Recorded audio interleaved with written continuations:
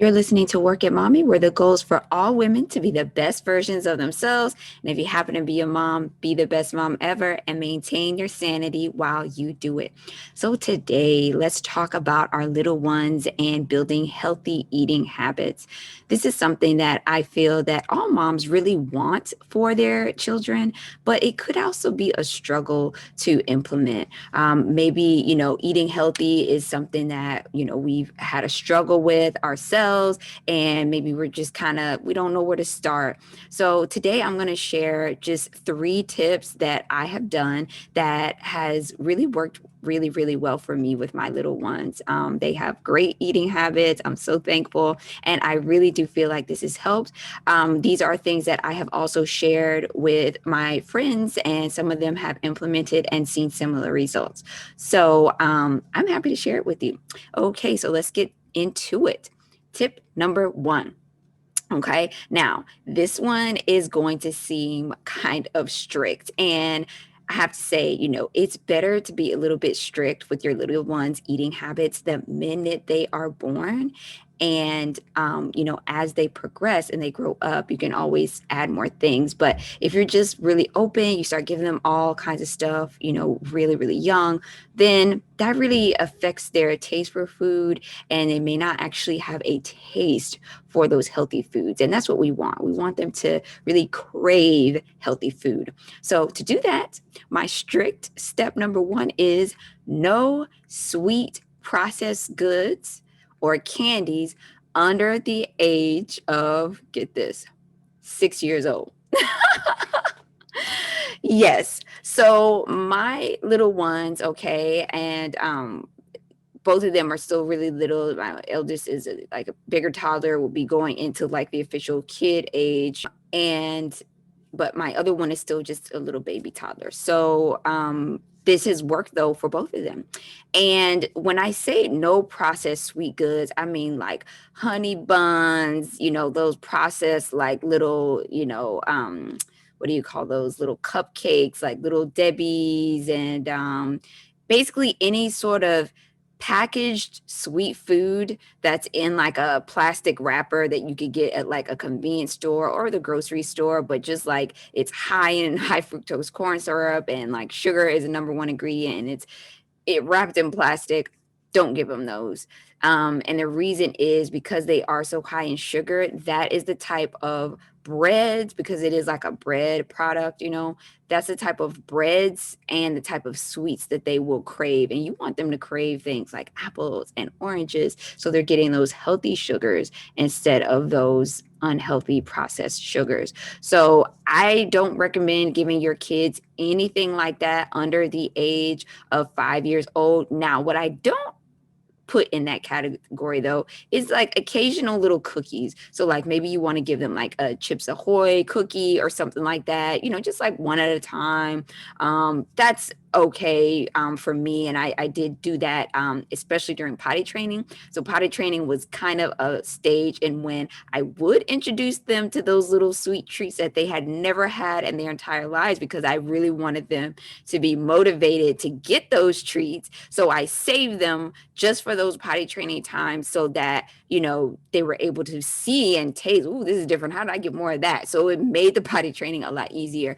But so yeah, the main takeaway from this though is under the age of 6, 7 years old, don't give them any of those really prepackaged instant sweets, instant baked goods, because those are also dangerous, because they fill up the little baby's belly and they get that full feeling in their stomach from sweets. So it's affecting their taste buds, and they're full of it. And you want them to want to fill their bellies with healthy things, not something like, oh, I could just pick up this sweet prepackaged muffin, that has a ton of gluten and a ton of sugar in it, and that fills them up. You want them to have that mindset of satisfying their sweets and their hunger with healthy things. So yes, so no processed sugary cakes or anything like that under the age of 6 or 7. And now this is also too for candy. So my children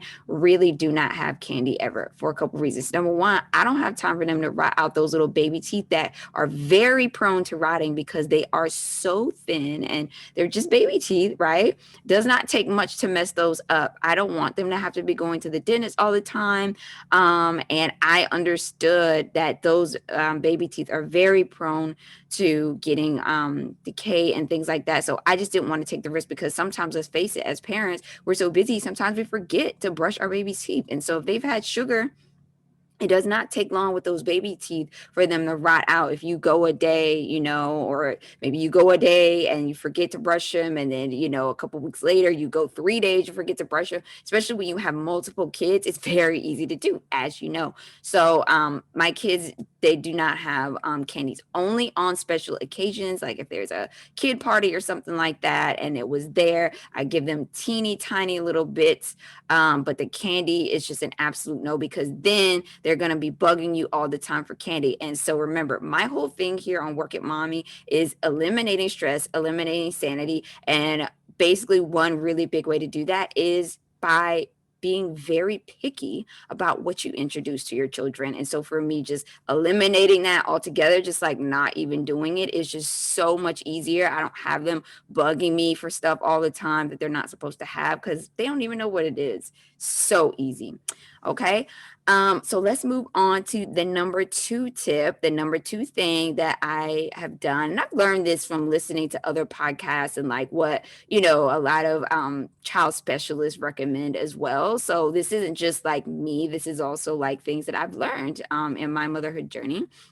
Um, and that is to prepare a variety of foods and introduce them into a variety of foods. So, like very young, I gave my babies like Indian food, and like Chinese food, but like not, your traditional like takeout Chinese food, like authentic Chinese food, and just a wide variety, like Korean food. There's lots of good healthy things that are found in a lot of different cultural foods, especially if you stick with like the veggies and like minimal meat and carbs. You can really do a lot there, so that gives them a very wide palette of taste, and that's really good for them because then they will want to try all types of different food, and they won't just say, Mom, I only want pizza, or I want only want spaghetti. You won't have to have issues like that. And that has worked out really well. I mean, with both of them, I want to say they were probably just a couple months old when they both started tasting international foods. And then like my own foods, different foods that I make, I do like some Southern foods, stuff like that. That's just kind of like my background and like my heritage. So all that type of stuff, just introduce them to a wide variety of foods. Sometimes I see moms like, and it's hard, I know, and it has been very hard, especially now with the pandemic, but they'll get like the pre-made, meals, and it's just like, macaroni and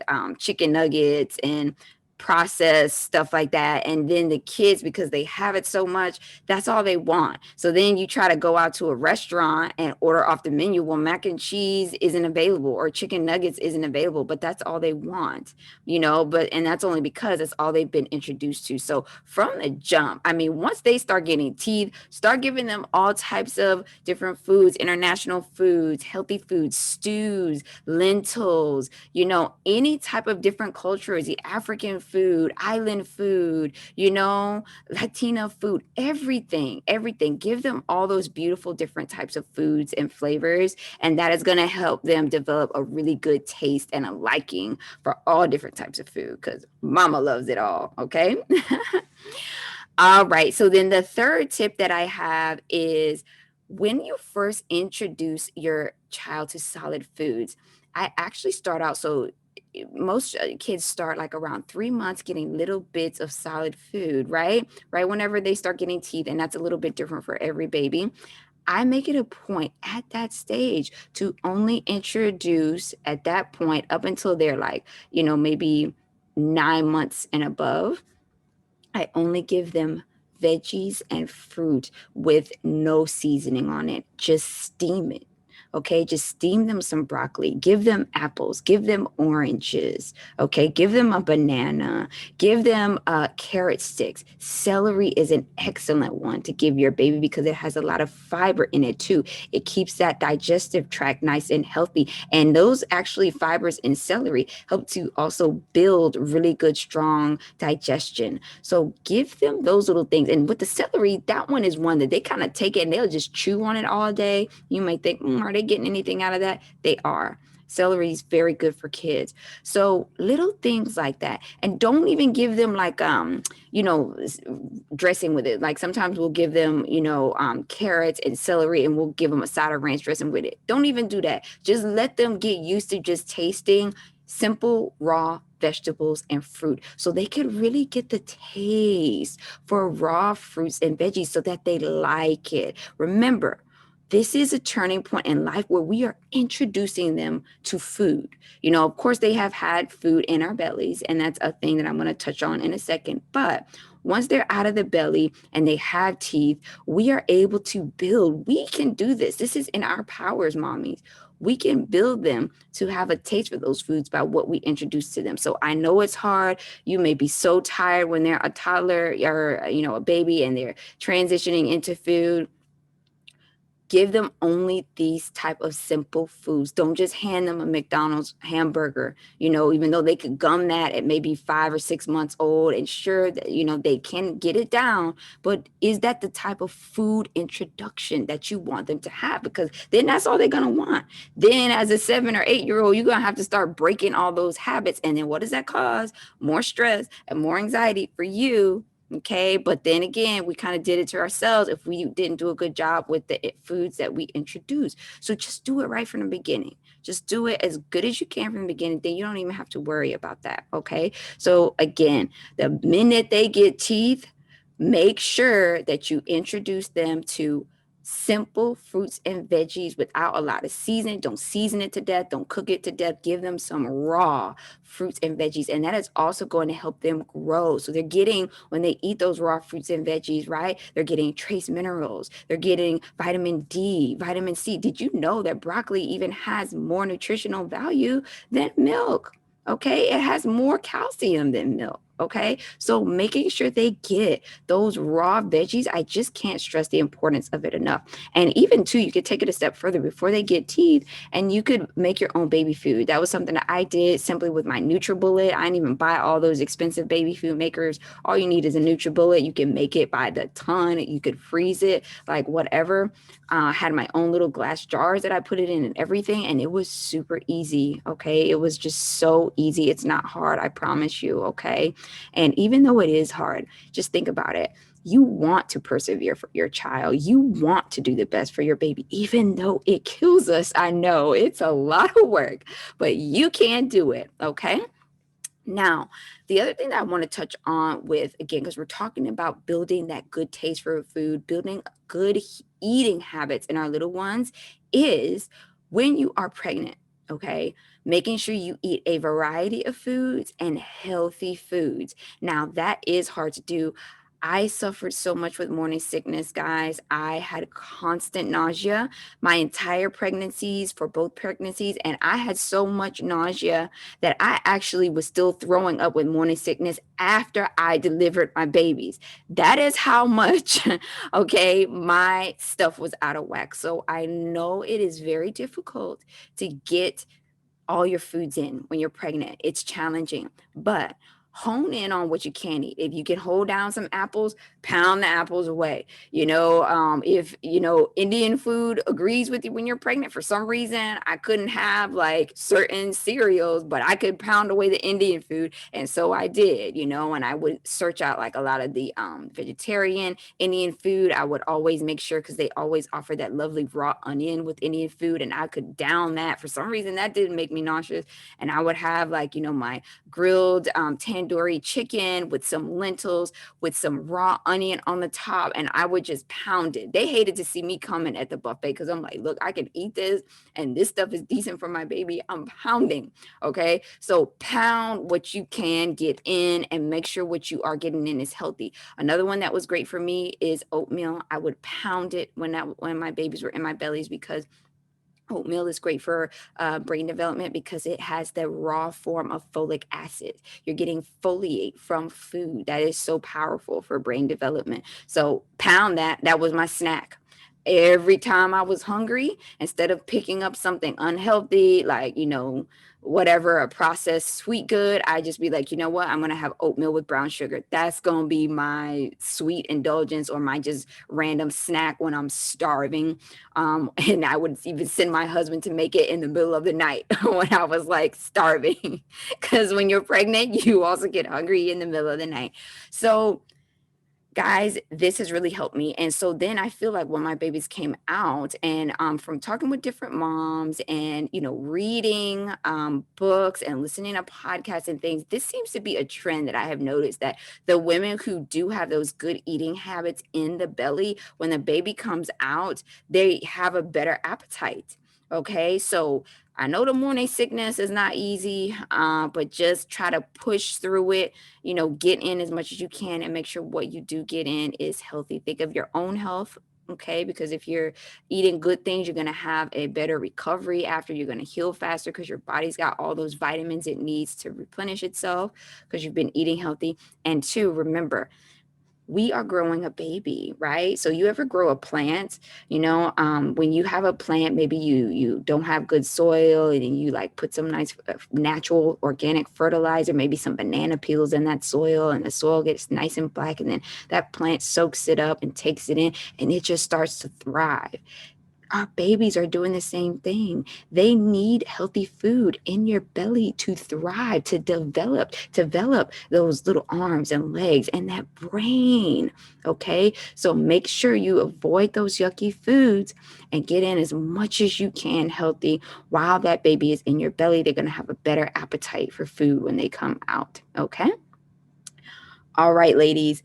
I really hope that this information has been helpful to you. Okay. This is stuff that, I kind of just like to do my own self experiments with my body for, based on things that I have read, from reputable places, scientific studies, and then implement it. And I notice when I actually do things that have been, studied and researched, and then I have like other people's like actual personal experience to draw on, they work. It works. Okay. So I hope that this information is something that you can use and help you get those really good eating habits in your baby. And thank you so much for listening to Working Mommy. Have a great day, and I'll see you in the next episode.